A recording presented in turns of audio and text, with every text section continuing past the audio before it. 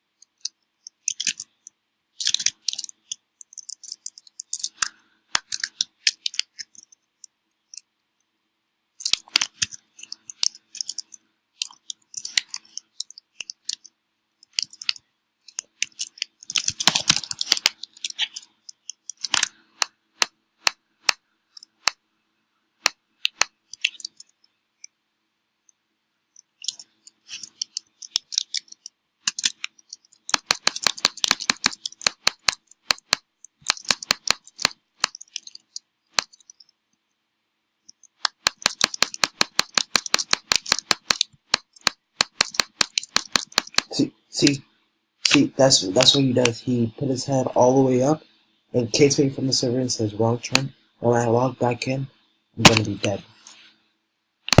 I should be dead. Yep, as I said, he kicked you from the server. He kicks you from the server while you're in PvP to take your stuff as an easy one.